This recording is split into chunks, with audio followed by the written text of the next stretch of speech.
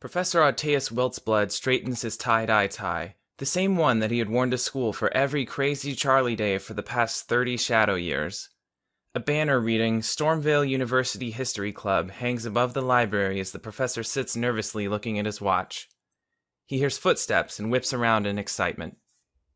Another late night, Arty? Oh, it's just you, Professor Weiss. So no one came, huh?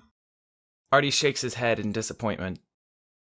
I thought I could get these kids interested in history. Emma sits down next to Arty. Even beyond his prime, he's happy to notice that his heart can still occasionally flutter. You know, they probably heard about Peniweather and went to take a peek. Wait, what? You didn't hear, did you? Geez, Arty, do you even watch the news?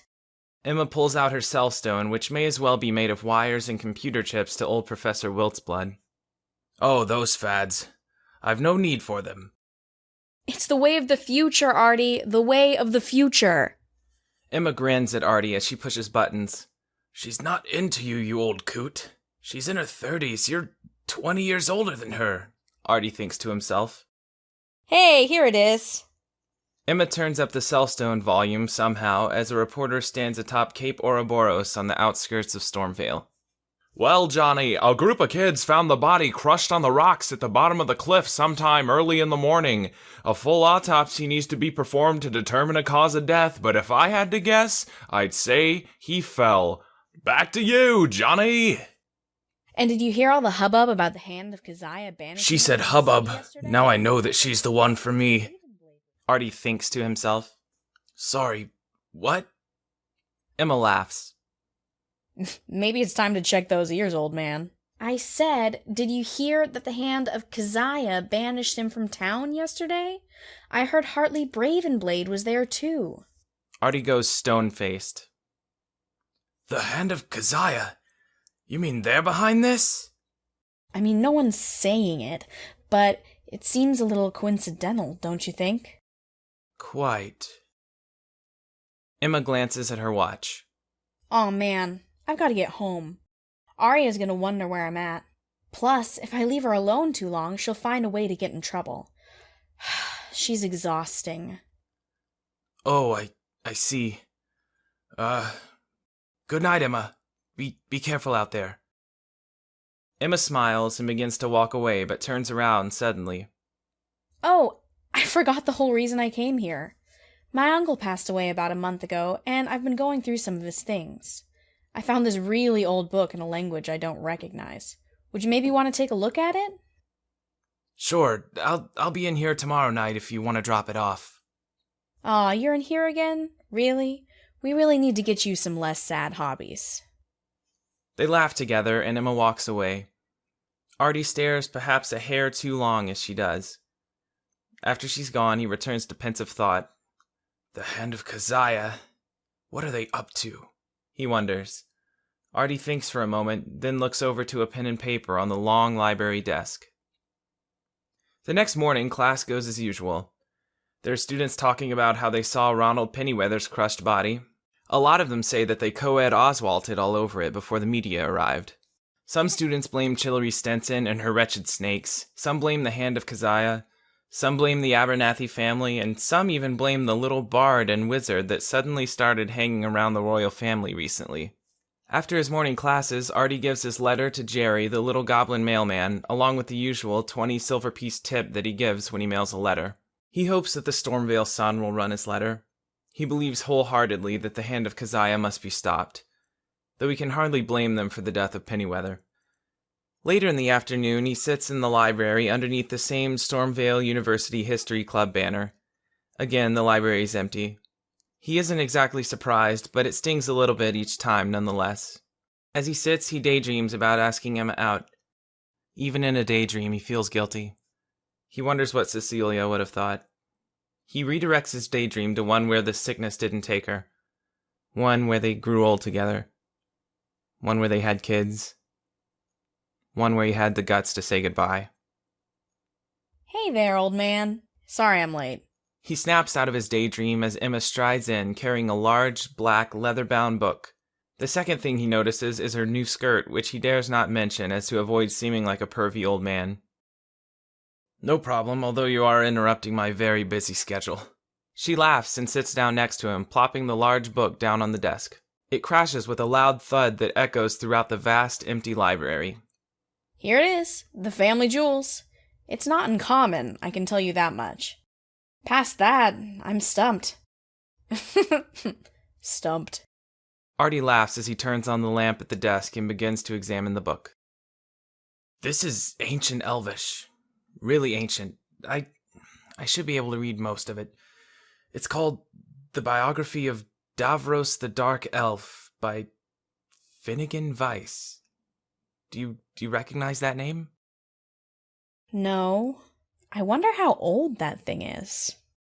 Arty flips through a few of the pages until he finds something that piques his interest. The book reads, Going through the ancient ruins of Tyr, the first known drow settlement in the mountains of Gardia, our team unearthed some ancient elven documents. Davros the Dark Elf was the leader of Tyr for nearly 10 shadow years, unheard of for the time due to civil war and skirmishes with the Wolf Chaser tribe and the Abernathy tribe, among others. He and his settlement prospered, and would regularly trek through the mountains in search for more habitable land on which they could expand. However, these documents note that one time he came back different, according to his partner, Drathena. He was hollow, broken. He kept going on about a crazy vision he'd had and how he couldn't take it anymore. The pain of knowledge. He committed suicide only a few days after returning from that final trip. The following poem was found pinned to Davros's hanging body. Into the deep heart of madness I saw a faraway dream aboard a black star. I know not what struck me or how it began, only dark space spreading farther than far. The way that it took me I dimly recall, atop an old mountain incredibly high. Seemed like nothing at first, a flittering glow, but as we collided I felt I could fly. It devoured me whole, complete ego collapse, a place I could see the beginnings of time. I was not me and you were not you. All became one, of a conscious combined. At first I was happy, or as close as could be, given myself had no meaning or shape, but forever is too long for one to endure, a million forevers, no hope for escape. The star became angry at my disrespect. It had tried to bestow on me ultimate peace, but peace without chaos is empty and dead, and I humbly requested for my release. It swelled and I saw it, an ethereal glow, a being beyond comprehensible thought. It revealed its true shape and my eyes were destroyed, and the harder I pulled, the worse that it got. Words do not suit such a terrible sight. Tendrils and mouths and a pulsating form, more massive than anything that I'd ever seen, a thing from which our little cosmos was born. I woke up on the mountain, mostly intact, meant to believe it was all just a dream, but things that I know cannot be unknown, and things that I've seen cannot be unseen.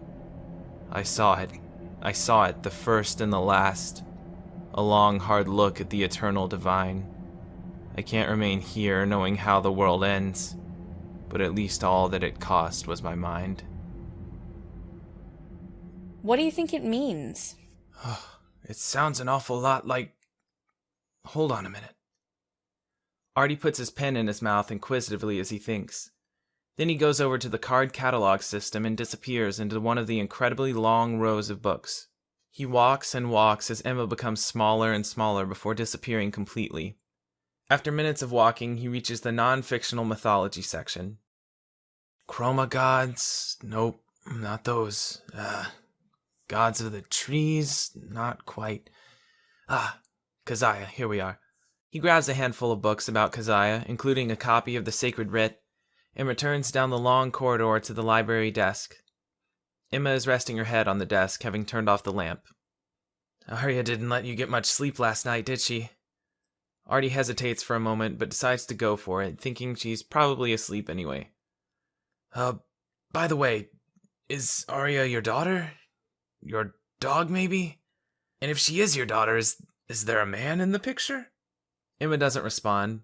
Arty pats her on the back to wake her up. Emma, you okay? He turns on the lamp, and that's when he sees the blood seeping out of her throat. Oh my God! Arty feels a sharp pain in his back. The dagger sinks in several more times, though he no longer feels it. He tries to reach behind him, but realizes he can't make his arms do it. He falls to the ground helplessly, seeing two figures dressed predominantly in black. As he starts to fade, he hears faintly, "Where the hell did he get this book? What is it? Priceless artifact. Did our informant at the Sun intercept the article?" "Yes, sir. It won't run." "Good. Clean up here. Take care of the daughter, too." Arty stares sadly. He knows who it is, even without seeing them. He knows he's right. He regrets not trying harder to stop them. In his final moments, he feels sorry that Emma got caught in the crossfire. And he hopes, despite his better judgment, that he'll get to reunite with Cecilia once more. That they're not just both lost to time. He gasps his final breath, trembling. At last, he closes his eyes, and he sees what appears to be a large black star looming in the distance. The quest